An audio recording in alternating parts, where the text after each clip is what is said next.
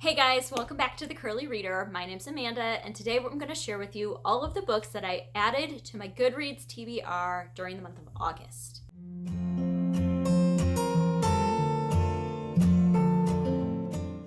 So this is going to be a pretty quick video. I have 5 books to share with you. I did, however, do better on keeping track of where I found the books this month as opposed to last month. So, still not a lot of books, but at least I have some sources for you this time. So, if you're new around here, I do this video every month where I tell you which books that I added to my Goodreads TBR during the month, not books that I bought. Those are my book hauls. This is just books that I added on Goodreads that I know I want to read sometime, and I also tell you where I heard about the book from. So, without further ado, let's get into the 5 books that I added to my list this month. So, the first book on this list I actually have because I got it from the library, and that is Sylvia and Aki by Winifred Conkling? Something like that. This is a book that I actually picked up from the library because I'm planning on reading it out loud to my kids during our study of government that we're going to be doing in September. And that is because this book follows the stories of Sylvia Mendez and Aki Munamitsu, who lived in California. So Sylvia Mendez and her brothers were not allowed to register at the same school as Aki because they were sent to a Mexican school. Here, the stage is set for Sylvia's father to challenge in court the separation of races in California's schools. Ultimately, Mendez versus Westminster School District led to the desegregation of California schools and helped build the case that would end school segregation nationally. Through extensive interviews with Sylvia and Aki, still good friends to this day, Winifred Conkling brings to life 2 stories of persistent courage in the face of tremendous odds.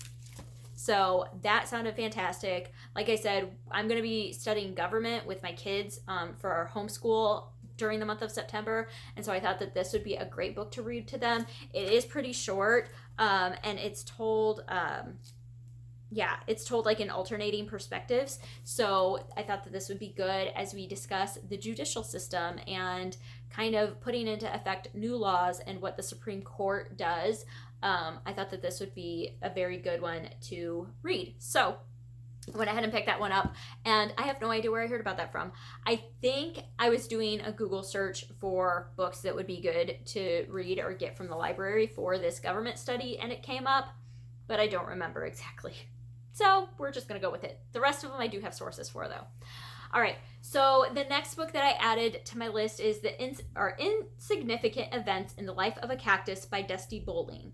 And this one and the next one both I heard about from Emily at ARG Schooling. This one was in her Build Your Library Level 5 book list. So I was just watching her videos to get ideas for books that would be appropriate for my kids. And I have a friend who is actually doing the Build Your Library curriculum, and so I was just kind of looking at different things. But this one came up and it just sounded really interesting to me, and so I added it. This one follows a little girl who has no arms. She was born without arms, and her parents move her to Arizona. They're taking over running this little rundown theme park, and so she kind of meets a friend who also has a disability, and they start hanging out. But that's really all I know about it. It just sounded really interesting to me, so I went ahead and added it.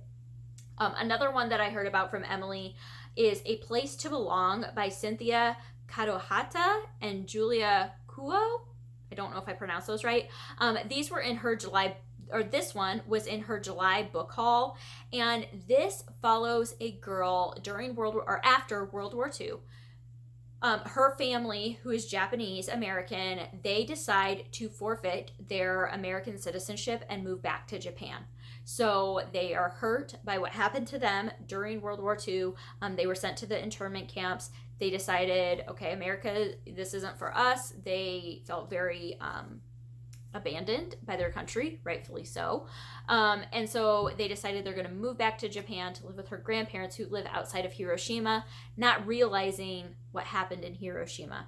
So they get there, and then their city is devastated, or the city there is devastated and are demolished. And she kind of, and the people there aren't very receptive of them because they are from America and America did this to Hiroshima. And so she's very much looking for home because she's not feeling at home either place. And so it's a story about that, and it just sounded amazing. So I thought that I would add that one to my list. Another one, number 4, that I added to my list is The Glove Maker by Anne Weisgarber. This one I actually heard about from Gemma at Read a Book Gem, and this was on her Best of 2020 So Far video that she did. And this one is set in the Utah Territory in the late 1800s, and it follows like a sect that has broken off from the Mormon church, and they kind of live off by themselves, and they're known for harboring fugitives. They're running away from the government because they're polygamists. And so this woman who is a glove maker, she makes work gloves for people who work in the orchards there. She one night somebody knocks on her door, and it is a fugitive that is trying to escape the federal government, and kind of evolves from there. So yeah, just sounded very fascinating to me. So I figured that I would add that one, and the cover is amazing. So you can't go wrong with that, right? And then the last one that I added to my list is actually The Case of the Missing Marquess by Nancy Springer. And this one, so Krista from Books and Jams had put on her Instagram the new show that is coming out for this series. They're doing a show on Netflix based off of this series. And then I didn't realize it was based off of a book. And then later, Tia from Tia and All the Books posted that she was getting ready to read this in preparation for the show that's coming out. And so I'm like, oh, okay, well, maybe I should read this one too because the show looks amazing. But this follows Sherlock Holmes' younger sister, Enola, which is alone spelled backwards. And it's about his little sister who lives with their mom. And then one day their mom goes missing. She just like vanishes. And the sister wants to find the mom. And her brother, there's actually 2 brothers that basically don't trust her to do anything. They're like, you need to be going to finishing school and you need to be a lady. And she's like, no, I'm going to go find my mom.